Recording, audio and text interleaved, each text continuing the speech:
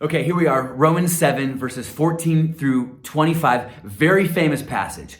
It would help, though, for a little bit of context, a reminder of where we've been, because at this point, Paul is hopeful that his readers are convinced of a few truths. And this section is kind of dependent on the fact that his readers at the time, and even now, me and you, that our hearts have been awakened to certain realities and that we are convinced of them.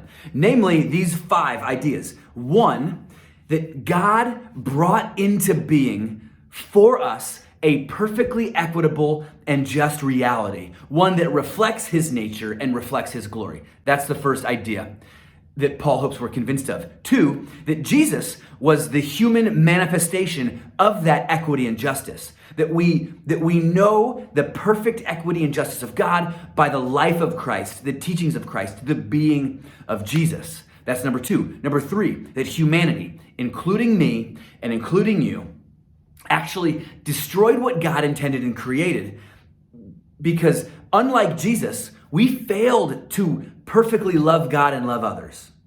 Instead, we became captive to a life of self-preservation, self-rule, and self-trust. And in so doing, took what God created and intended, perfectly just and equitable reality, and turned it into chaos. That's number 3. Number 4, the way out of the chaos is to acknowledge the life of Jesus as being the life I was meant to live. And to follow Jesus in his life, but also to follow Jesus in his death, putting to death an old self, burying an old me that desired self-rule and self-preservation and self-trust. Put to death that self and follow Jesus into new life, into a new life of Christ. With Jesus now the sole object of my worship. That's number 4. Paul hopes you're convinced of that. And number 5, finally, this reality that when we do that, when we follow Jesus in life and we follow Jesus through death into new life, that we become so captivated by the goodness of Jesus that we're no longer captive to an existence of sin, which is this biblical word for failing to love God and love others. Okay, in fact, we become so new that we look at our old self with a sort of sadness, distraught at the way we were. Okay, so these are the 5 things that at this point Paul is hopeful that we are convinced of, truths that our hearts have been awakened to and we grasp. Because these verses in Romans 7, 14 through 25, these words are the true mark of someone whose heart has been awakened to these truths, someone who realizes the depth of their need for Jesus. Okay, these verses will only truly resonate with somebody who has that heart or understands that need.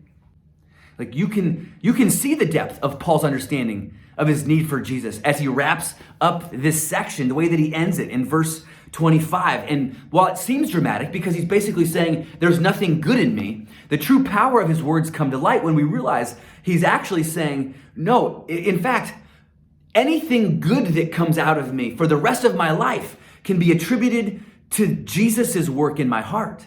It's only Jesus that can do anything good through me.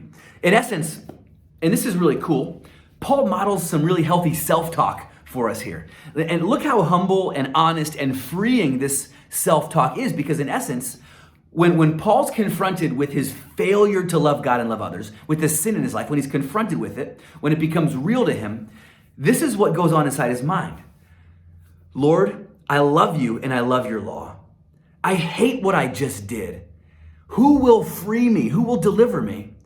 Jesus Christ will deliver me.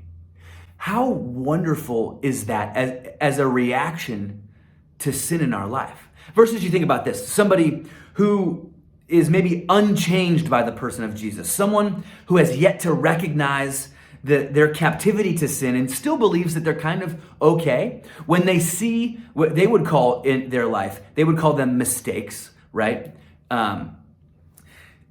They would kind of talk themselves through that by saying, you know what? I see these mistakes in my life, these failures in my life, but you know what? I love myself. And despite those mistakes, I'm still a good person. And even though I make those mistakes, do not judge me. And on top of all of that, even though I still make these mistakes, I'll change when I'm ready and when I want to. That's kind of the internal dialogue of somebody who has been unchanged by Jesus. But for Paul, who's been totally radically transformed by the person of Jesus, and he's so captivated by the goodness of Jesus, he realizes that he's put to death an old self when he's confronted with this residual sin in his life.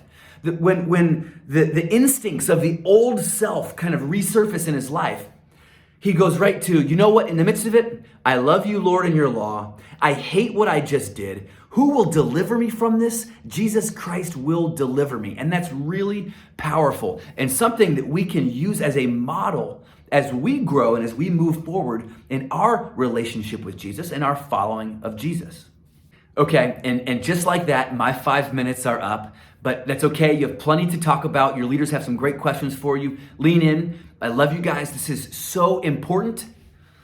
See you soon.